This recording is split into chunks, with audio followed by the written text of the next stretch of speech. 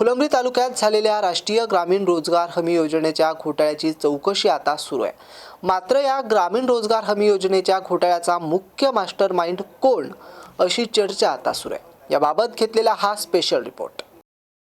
फुलंब्री तालुक्यातील राष्ट्रीय ग्रामीण रोजगार हमी योजनेच्या कामात 33 गावातील 96 कामांमध्ये एकाच मजुराचा फोटो वापरून तसेच महिलांच्या जागी पुरुषांचा फोटो तर पुरुषांच्या जागी महिलांचा फोटो अपलोड करून तब्बल 5,18,00,000 रुपयाची बिले उचलण्याचा प्रकार घडला असून या प्रकरणात जिल्हा परिषदेचे मुख्य कार्यकारी अधिकारी अंकित यांनी समिती गठीत केली व सहाय्यक उपमुख्य कार्यकारी अधिकारी अनुपमा नंदनवनकर यांच्या मार्गदर्शनाखाली समिती स्थापन करून त्यांनी पंचायत समिती व काही गावांमध्ये जाऊन तपासणी केली असता या ठिकाणी भ्रष्टाचार असल्याचं दिसून आले।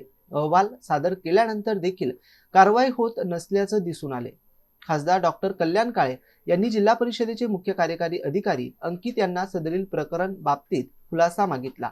मात्र अंकित यांनी खासदार डॉक्टर कल्याण काळे यांना अहवाल सादर केला नाही, म्हणून डॉक्टर कल्याण काळे यांनी त्यांच्यावर शिस्तभंगाची कारवाई केली। यानंतर कामाला वेग मिळाला, चौकशी सुरू झाली आणि अंकित यांनी 7 रोजगार सेवक यांना सेवा समाप्ती तर 11 जणांना नोटिसा पाठवण्यात आल्या।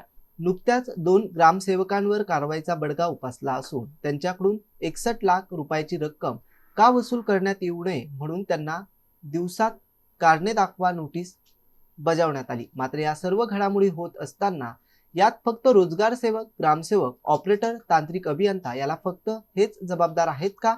या मागचा खरा मास्टरमाइंड कोण आहे हे जाणण्यासाठी एका रोजगार सेवकाकडे नाव न सांगण्याच्या अटीवर त्यांनी ही माहिती दिली की सदरील रोजगार सेवकाची निवड ही ग्रामसभेच्या माध्यमातून होत असते, त्यांना कुठलेही मानधन नसते। मात्र अकुशलच्या कामातून होणाऱ्या निधीतून त्यांना शेकडा ₹2.25 रुपये मिळतात।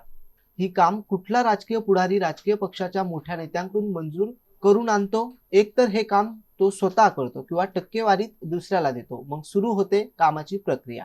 मग रोजगार सेवक हमीच्या कामात कुशल अकुशल अशी 2 गट पडतात। कुशलचे पेमेंट सरळ मालकाला तर अकुशलचे पेमेंट मजुरामार्फत दिले जाते। मग एखाद्या रस्त्याचे काम करत असताना जवळच्या मजुराचे नावे देऊन ती कामे यंत्राच्या साहाय्याने करून घेतली जातात व मजुराच्या नावे आलेला निधी त्यांच्याकडून मोडकी रक्कम देऊन परत घेतली जाते।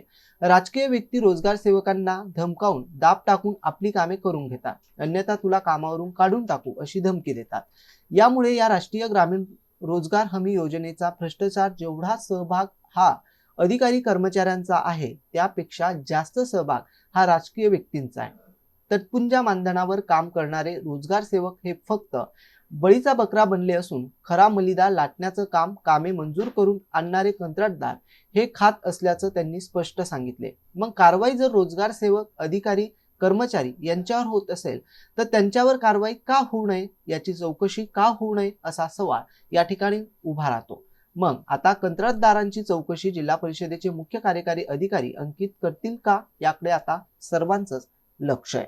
Mahavir Jaiswal, MCN news, Phulambri.